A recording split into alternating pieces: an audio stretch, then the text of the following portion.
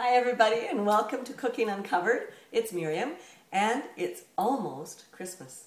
And so I am making some gingerbread people because in my family when my kids come over and we decorate the tree, we also decorate cookies. So I'd like to share this recipe with you. And of course I'll have the full recipe up for you so that you can write it down or copy it if you wish. So in my beater, I start with 1 cup of butter. Now, you know that there are 2 cups of butter in a pound. So I've cut the pound of butter in half. I've put that in my beater, in my stand mixer. To that, I've added 3/4 of a cup of sugar. So, and granulated, just white granulated sugar is fine. Just add it in, beat it up. That's great. And then you add 3/4 of a cup of molasses. Now, there are many types of molasses on the market. I advise against using blackstrap molasses for these gingerbread people because blackstrap molasses is actually very, very bitter. And what you don't want is your cookies to come out all bitter. Now I've already dripped. But I do have a time-saving tip for you. When you're about to measure your molasses, spray your measuring cup first and then pour your molasses in, measure it out to the 3/4 mark, wherever you want to, and you'll notice that it just pours out so easily. You don't have a mess everywhere and it doesn't stick to the measuring cup. So that goes in my stand mixer, so that goes up like this. Now, in another bowl, in a separate bowl, you get together all your dry ingredients, which is 4 cups of flour, 1.5 tablespoons of ginger. So you know your ginger looks like this. Very nice, light yellow. Ground ginger, 1.5 tablespoons. You want 1.5 teaspoons of cinnamon. So your lovely, lovely, delicious cinnamon, of course. Oh, I love cinnamon. And then 1.5 teaspoons of baking soda goes into your dry bowl. And 1/2 teaspoon of cloves. So 1/2 teaspoon of ground cloves.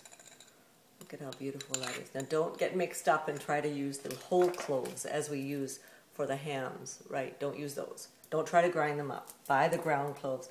And then last but not least, 1/2 teaspoon of allspice. Now that seems like a lot of spices. You're using ginger, cinnamon, cloves, allspice.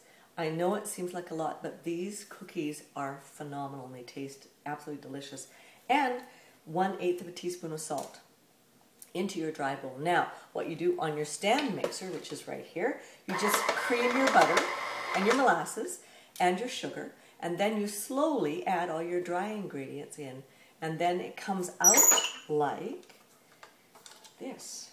It comes out like a big mound of dough, like that. So you want the dough to sit now in the fridge for a long time, like over an hour for sure. So what I do is I wrap the dough, I wrap it in parchment paper. So take it out, wrap it in parchment paper really well so it's airtight, and then in plastic, and then it goes in the fridge. So now we're at the stage where we're going to roll out the cookies because I have cookie dough just coming out of the cooler now, out of the fridge now, so that we can roll it. So here's my cookie dough that I have that I put away, and it was cooling actually since yesterday.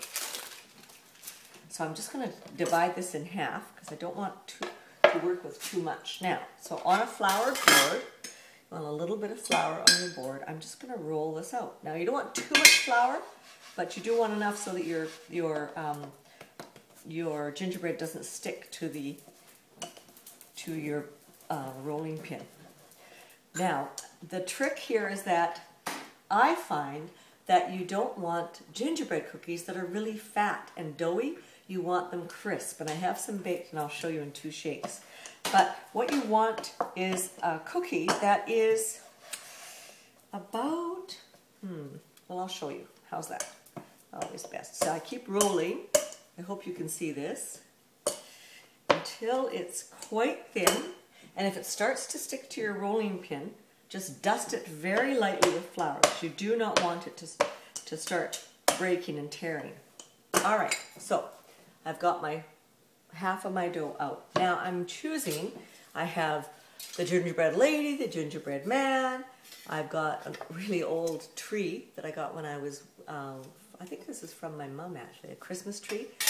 I could do a star. I could just do a plain old flower. But why don't we start with a gingerbread lady? So I'm going to press down, and I want to show you this, how you would do this. Make sure that you go right to the bottom, and then with a very, like with a metal spatula or a nice metal flipper, you just take off the little lady that you've just cut, and it goes onto a baking sheet. So she looks like this. Isn't that cool? And she goes onto a parchment lined baking sheet. So this is what I want to end up with. Perfectly formed.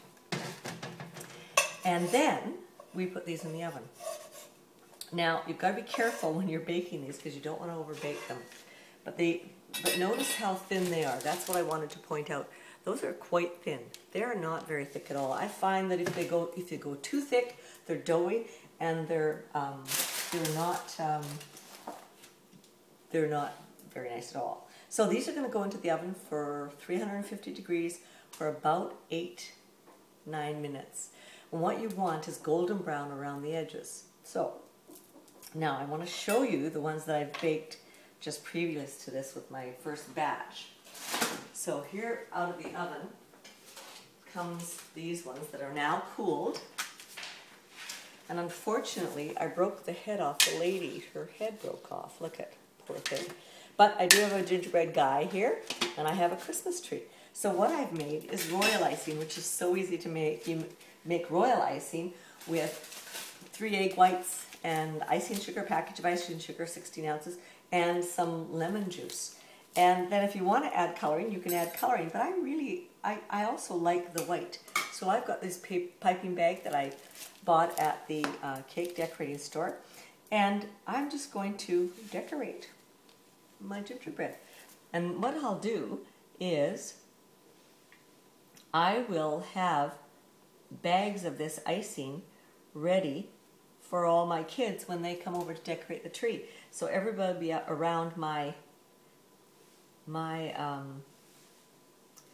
island here decorating Christmas trees, and it's so much fun. So, and you don't need a lot of, notice the icing, there's not a lot of icing in the piping bag, but it really comes up with some beautiful designs for Christmas. And I'm not an artist, believe me, there are some people that come up with some phenomenal designs on these gingerbread, but it's so much fun for the family to get around and decorate their own ornaments, their gingerbread ornaments or gingerbread cookies.